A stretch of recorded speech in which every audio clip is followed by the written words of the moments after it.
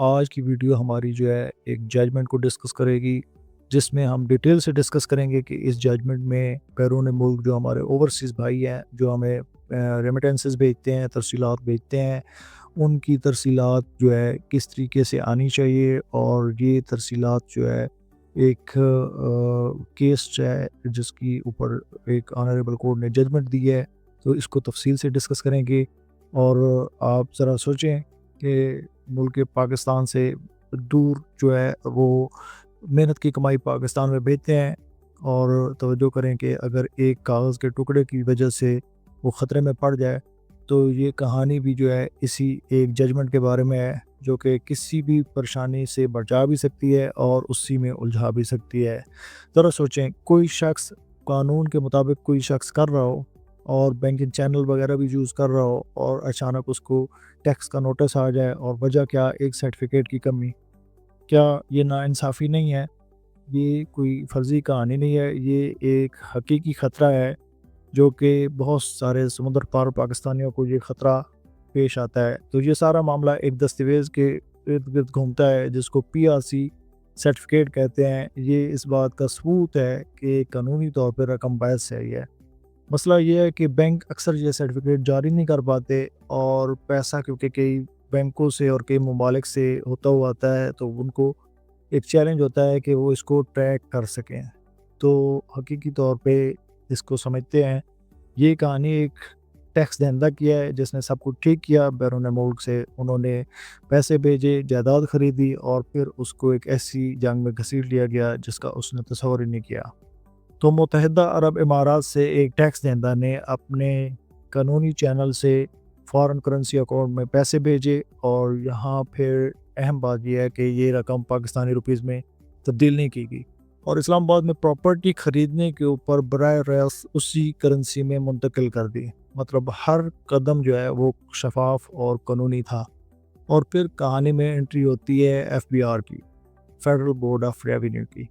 انہوں نے اس ٹرانزیکشن کے اوپر سوال اٹھا دیا کہ ٹیکس دہندہ سے ثبوت طلب کر لیا کہ یہ پیسہ آیا کہاں سے، اور یہیں سے پھر اصل معاملہ جو ہے وہ بگڑ جاتا ہے۔ FBR کا موقف بالکل سیدھا سا PRC نہیں ہے، تو لہٰذا ہمیں معلوم نہیں ہے کہ پیسہ کہاں سے ہے، تو یہ ایک انڈکلیئر اماؤنٹ ہے اور اس کے اوپر ٹیکس لگے گا۔ تو ٹیکس دہندہ کا یہ موقف تھا کہ سرٹیفکیٹ کو چھوڑیں، میرے پاس ہر قسم کی منی ٹریل موجود ہے۔ تو FBR نے جو 3 نکات ہیں اس کے اوپر اس کو آبجیکشن کیا کہ PRC نہیں دی گئی اور اس کو کنورٹ نہیں کیا گیا، اور ان 2 وجوہات کی وجہ سے جو ہے انہوں نے اس کو نامعلوم آمدن قرار دے کر بھاری ٹیکس کا نوٹس بھیج دیا، حالانکہ ٹیکس دہندہ کے پاس اس کا سارا ثبوت موجود تھا۔ تو پہلے معاملہ کمشنر اپیل کے پاس گیا، پھر ٹیکس کورٹ کے پاس گیا، ٹیکس کورٹ میں پھر وہاں پہ ان کے حق میں آیا تھا، ٹیکس دہندہ کے حق میں آیا۔ FBR نے پھر ہار نہیں مانی، FBR نے پھر اسلام آباد ہائی کورٹ میں اس کو چیلنج کر دیا، اور ایک طویل انتظار کے بعد اسلام آباد ہائی کورٹ نے یہ حتمی فیصلہ سنایا کہ ایک ایسا فیصلہ تھا جس نے سمندر پار پاکستانیوں کے لیے بہت ساری الجھنوں کے لیے صاف کر دیا۔ عدالت کا سب سے اہم نقطہ یہ تھا کہ اگر کسی کے پاس مکمل ثبوت ہو، کسی کے پاس مکمل شفاف منی ٹریل موجود ہو، تو کسی بھی بڑی سرٹیفکیٹ اور کسی بھی اس PRC سے یہ بہت بڑا ثبوت ہے۔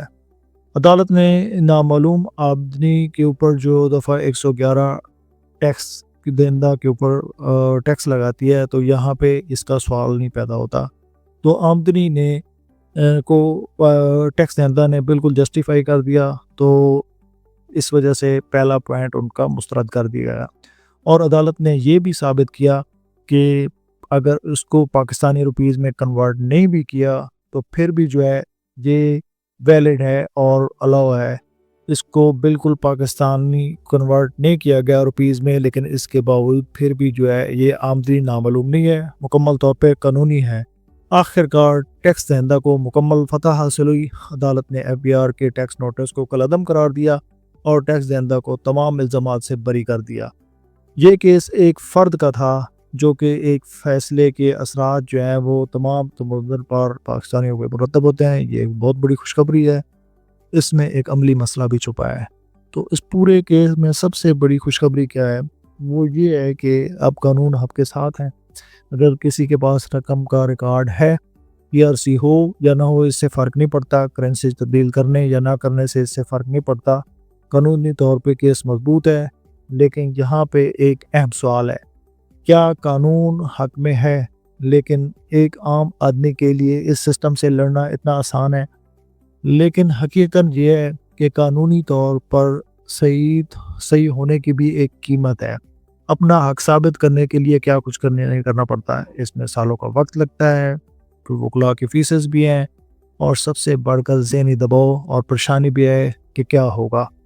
اب ذرا اس شخص کے بارے میں سوچیں جو سال میں چند لاکھ روپے بھیجتا ہے، اس کے لیے وہ اس طرح کی فیسز، عدالتوں کے چکر اور یہ ٹیکس کی رقم سے بھی زیادہ ہو جاتا ہے۔